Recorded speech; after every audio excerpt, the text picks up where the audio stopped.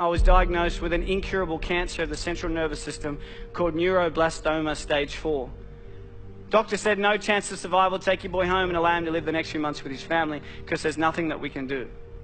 But like everybody in this room, we all have choices, and the choices that we make each and every day can reshape and remold and redefine our future. My mum asked one question. I don't want to know what the chances are of my son dying is. I just want to know what the chances are of my son surviving is. The doctors gave me a 96% death rate. They said, go home. But my mum looked at my glass being 4% full and not 96% empty. But the next day, a doctor came in from America. He said, we're trialing a drug, it's called DTIC. Never been trialed on humans before, only on animals. We're going to trial it on 25 kids. And I truly believe that outside of love, hope is the most powerful word in the English dictionary. This instilled hope into our lives. We started this drug 9 a.m. Tuesday morning. Within 1 month, 20 out of the 25 kids had passed away. Within 90 days, 24 out of the 25 kids were dead. My mum, she would sit there and she would watch a doctor come in and zip up a body bag and wheel them out because of the same drug that she chose to put me on. I say to people all around the world that I'm one of the lucky ones. But I never say I'm one of the lucky ones because I'm still alive. I say I'm one of the lucky ones because I wasn't my mum. My mum had it tough. She had to make a choice to inject the drug into a child that has killed everybody that had ever taken. Until one day I was finally allowed to go home. The doctor said to my mum, your son, he will never go to school, he will never play sport, he'll be a housebound baby, and if he reaches his teenage years, it'll be a miracle. But we believed in miracles. And my mum wanted my dreams to come true. When I was lying in hospital, my mum bought me a Velcro glove and a Velcro ball. And she'd sit at the end of the bed and she'd lob the ball to me, I'd catch it and I'd throw it back. Till she gets further and further away until eventually I said to her, I have a dream, and that dream is to one day play baseball in America. And people laughed at me. Nobody in your life will tell you what you can do. They'll only ever tell you what you can't do. My dream was to play baseball in America, and I wanted to do everything in my power to make sure that happened. And there was a lot of hiccups along the way.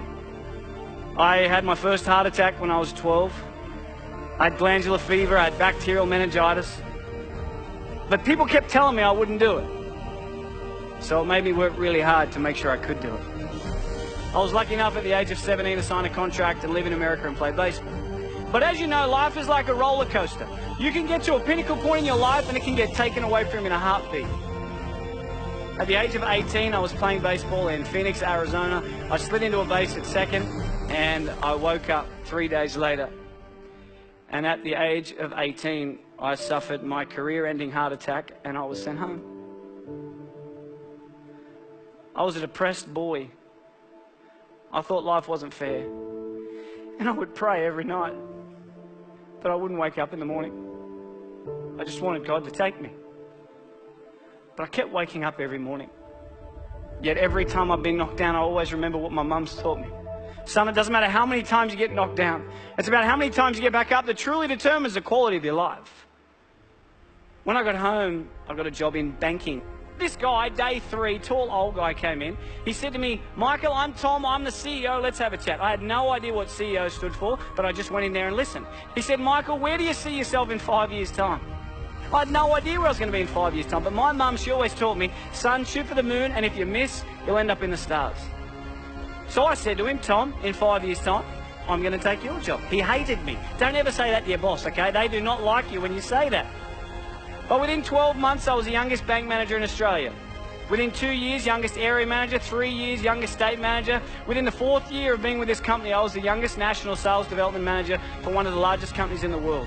At the age of 23, I had 600 staff, had 120 banks around Australia and New Zealand.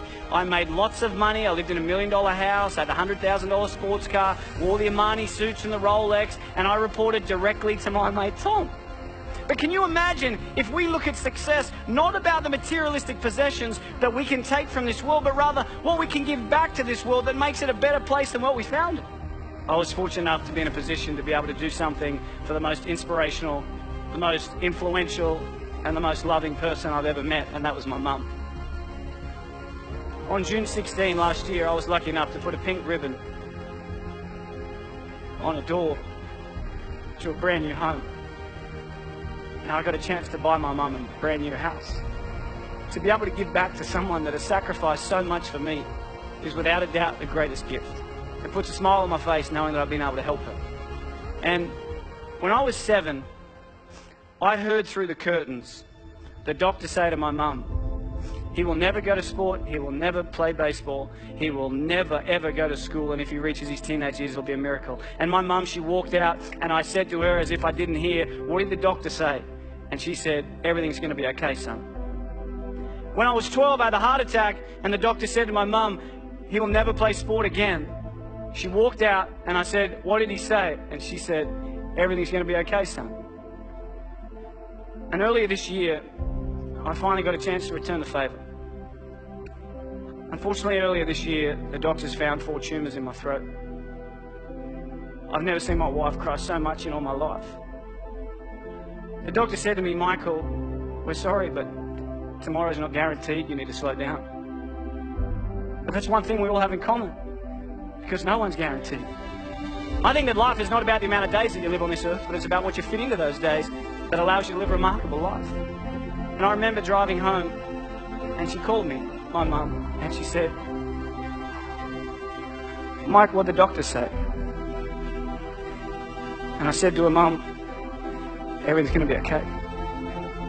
Every one of us, every single day, is blessed with the air that we breathe, the opportunities that we have.